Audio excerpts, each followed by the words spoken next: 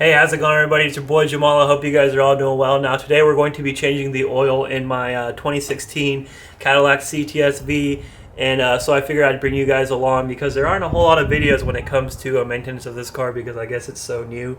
So let's go ahead and get into it and go over the parts that we have. So this is actually the recommended oil that GM recommends for LT1s and LT4s. This is Mobil ESP Formula 0W40. I believe they went to this oil in 2019 in favor of this for that old 5W30 Mobil 1 oil that they had. So basically, this is LT1, LT4 specific oil, and it's what they use on the newer cars. And then we also have our AC Delco OEM filter here.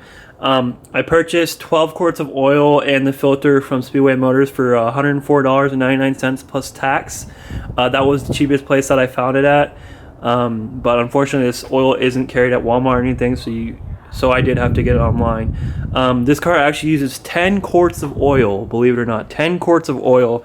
It has the LT4 engine that is the same engine that the 6th generation Camaro ZL1 has and that the C7 Corvette has. But the main difference between this car and the Corvette is that this car is actually a wet sump system, while the C7 Corvette Z06 is a dry sump system. So this car uses 10 quarts of this 0W40 oil. I got 2 of these 6-quart boxes. The other one's over there. And so without any more further ado, let's go ahead and get into it. I'm going to first start by jacking up the car, and then I'll update you guys from there. Alright guys, so as you can see here, we've got the car all jacked up, and I'm going to come underneath here and show you guys how I did jack it up. Now, one thing I did fail to mention is that you probably want to warm the car up for a little bit to just warm the oil up enough so that it does become a little bit more fluid and that it does drain easier and faster. So, coming underneath here, I'll show you guys. This piece here, as you can see, it looks like it from previous owner, or when it was at the dealership, it was jacked from here before, so I jacked it from here, and then you can see it's got a little cutout here, and you can see the pinch weld here, and that's where I placed my jack stands. So I jacked it from here, left enough room, and placed the jack stand and got it jacked up. And you can see the other one on the other side. And now we're ready to go into the car and drain the oil. Here's the engine, and here we are at the front of the car. And coming underneath, I want to show you guys where the filter and the oil cap is at. So underneath the car here, here's the oil pan, and you can see the oil filter there, and then the drain plug. The drain plug is actually on this side right here. That drain plug is a 15mm bolt. So I'm going to put my oil catch underneath here and undo that drain plug, and we're going to drain the oil out. And then again, there's the oil filter, there's the drain plug. You want to make sure you have a oil catch that is at least 10 quarts because there's a lot of oil that's going to come out of there.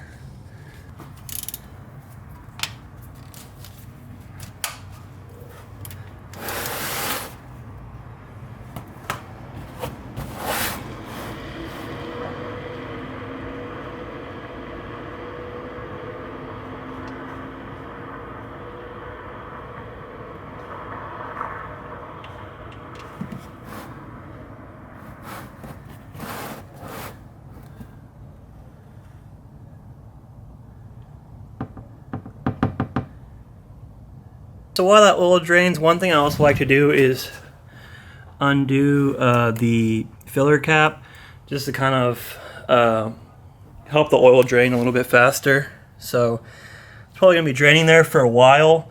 I will grab my jack and jack up the rear from the differential to kind of level the car out a little bit to kind of let some of that oil drain out faster as well, since I'm not doing this on an actual lift.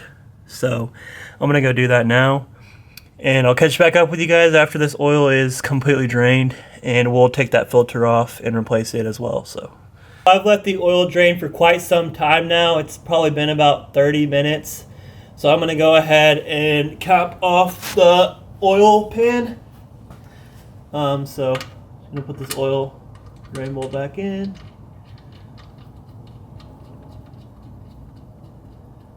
Get in there nice and hand tight. I'm going to clean off the excess oil.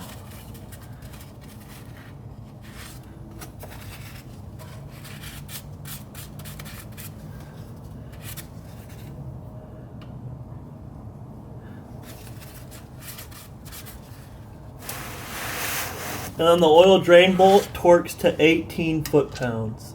So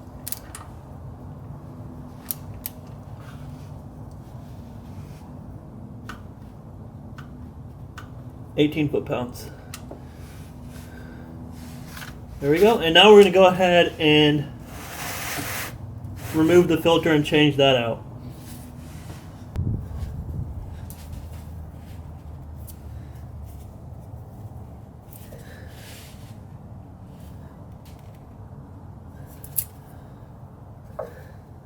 This should be on there, hand tight. Oh.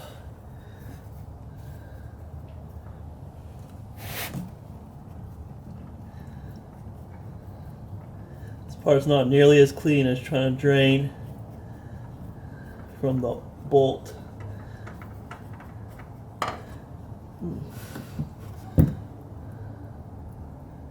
Before we install the new filter, one thing we are going to do is fill it up with oil so that we don't start the car and the filter is dry. So I'm going to go ahead and pour some of this oil in here.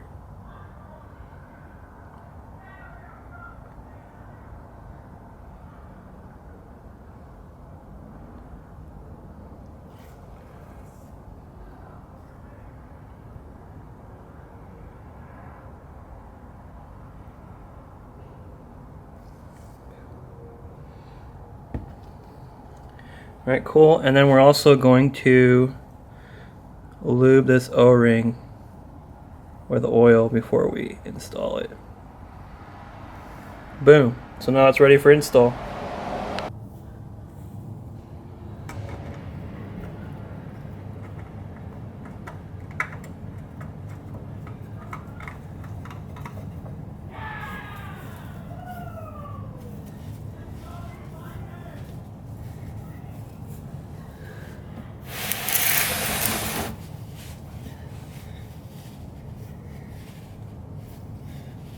I'm going to make sure this is hand tight. It's probably good. You want to over tighten it.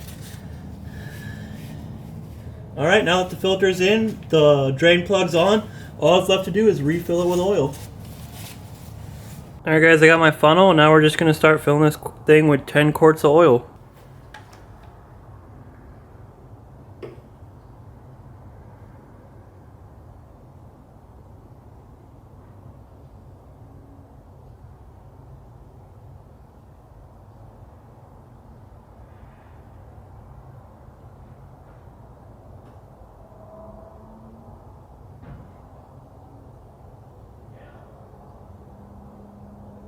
I got it back capped off. I've used all 10 quarts.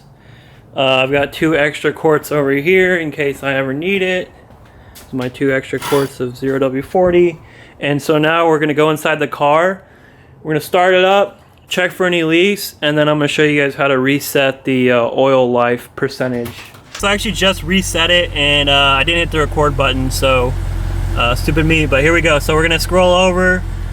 We're going to go down to oil life, and so as you can see, I've already reset it, but it says reset, hold select. So all I did was hold this select button, and then the oil life reset to 100% from 37%, which is what it was at. And then also you want to make sure you record your mileage so that you know when your next oil change is. But there it is, guys. It is complete. Alright guys, that's going to go ahead and do it for this video. So as you guys can see there, it's nothing too complicated about an oil change in a 2016 CTS-V as compared to other cars. So pretty standard procedure. The oil is pricey, so I guess that is that one thing. But oil change is actually not too bad. So I'm going to go ahead and get out of here, guys. Please comment, like, subscribe, do all that good stuff, and I'll see you guys next week. Peace.